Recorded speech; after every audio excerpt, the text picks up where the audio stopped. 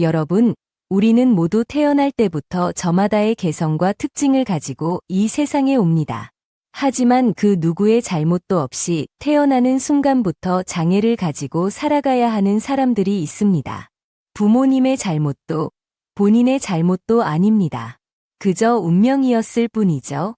그런데도 이들은 남들과 다르다는 이유만으로 차별과 멸시를 당하며 살아가야 합니다. 오늘은 여러분께 프랑스에서 태어난 한 특별한 자매의 이야기를 전해드리려 합니다. 이들은 우리가 흔히 삼쌍둥이라고 부르는 두 사람이 한 몸을 공유한 채 태어난 쌍둥이입니다. 이들은 스스로 이렇게 태어나기를 원했던 것도 아니었고 부모님 역시 건강하셨기에 특별한 요인이 있던 것도 아니었습니다. 그러나 그들의 운명은 이미 그렇게 정해져 있었던 것이죠. 이들은 결코 자신들의 삶을 비관하지 않았습니다. 남들과 다르게 태어났다는 이유로 슬퍼한다면 그들을 낳아주신 부모님의 마음이 더 아플 거라고 생각했기 때문입니다. 하지만 그들의 따뜻한 마음과 긍정적인 태도와는 별개로 사회는 여전히 차별과 편견으로 가득 차 있었습니다. 프랑스에서도 많은 사람들이 친절했지만 유독 그들에게만 싸늘한 시선을 보냈습니다. 이들은 어린 시절부터 일반 학교를 다니지 못하고 홈스쿨링을 해야 했습니다. 부모님께서는 세상의 차가운 시선이 두려워 이들을 보호하려 했고 그래서 같은 또래 친구들과 어울릴 기회도 거의 없었습니다. 하지만 성인이 된 후 이들은 부모님의 걱정을 덜어드리기 위해 스스로 살아가겠다는 결심을 하게 됩니다. 부모님께서는 끝까지 함께 살 것을 권유하셨지만 자매는 부모님께 더 이상 부담을 드리고 싶지 않았습니다. 그러나 현실은 결코 쉽지 않았습니다. 그동안 부모님의 차를 타고 다니며 부모님의 도움으로 사회의 차가운 시선을 조금이나마 덜 받을 수 있었지만 이제는 모든 걸 스스로 해내야 했습니다. 버스를 타려고 해도 보호자 없이는 탈 수 없다는 말을 듣기 일쑤였고 거리에서조차 괴물들, 썩 꺼져버려 같은 끔찍한 말을 듣곤 했습니다. 사람들은 그들이 보호자와 함께 있을 때는 조용했지만 단둘이 있을 때는 거침없이 상처를 주는 말을 내뱉었습니다. 지칠 대로 지친 이들은 더 이상 프랑스에서 살아갈 수 없다고 생각했고 결국 부모님과 상의 끝에 이민을 결심했습니다. 부모님께서도 그동안 많은 차별을 목격하며 안타까움을 느끼셨고 마침 한국으로 이민을 갈 계획이 있었기 때문에 가족 모두가 새로운 삶을 시작하기로 했습니다. 하지만 운명은 또 한 번 그들을 가혹하게 시험했습니다. 부모님께서 프랑스에서 마지막 정리를 하시고 며칠 뒤 한국으로 오시기로 했지만 비극적인 교통사고가 발생했습니다. 큰 버스와의 충돌로 인해 부모님은 심각한 부상을 입으셨고 결국 수술 끝에 두 분 다 돌아가시고 말았습니다. 한국에 먼저 도착한 자매는 이 소식을 듣고 망연자실했습니다. 부모님이 없는 세상에서 이제 어떻게 살아가야 할지 막막하기만 했습니다. 다행히 한국에서 이들을 도와주던 선생님이 있었고 부모님께서 남겨주신 돈 덕분에 당장 생계를 걱정할 필요는 없었습니다.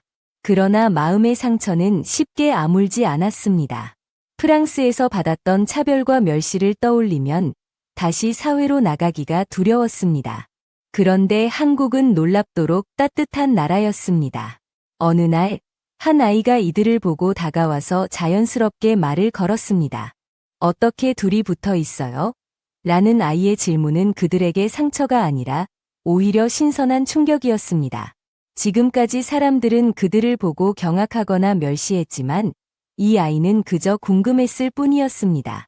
자매는 아이가 놀라지 않도록 최대한 자연스럽게 답해 주었습니다.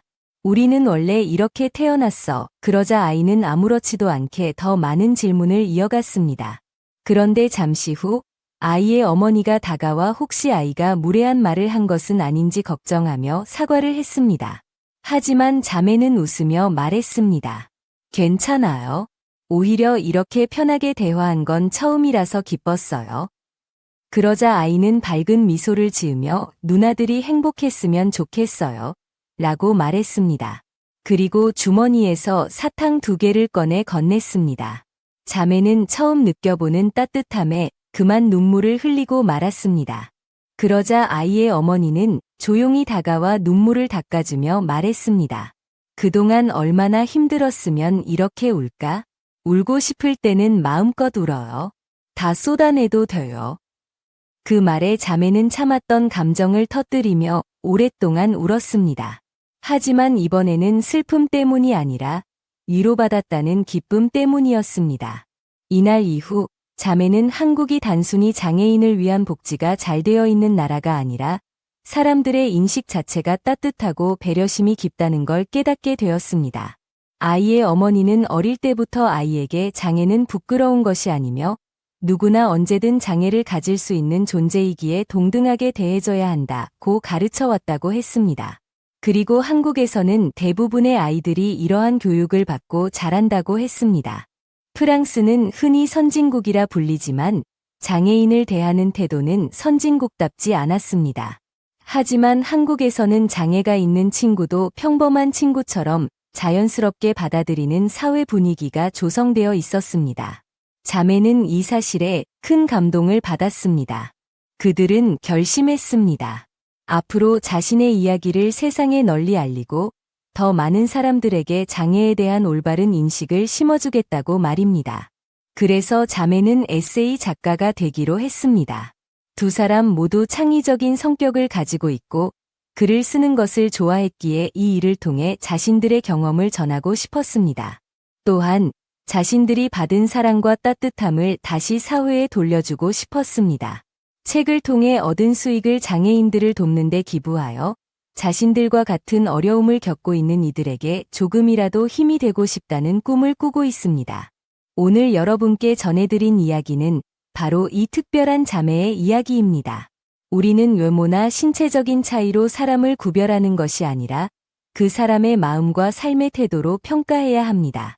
끝까지 시청해주신 여러분께 감사드리며 앞으로도 더욱 의미 있는 이야기로 찾아뵙겠습니다.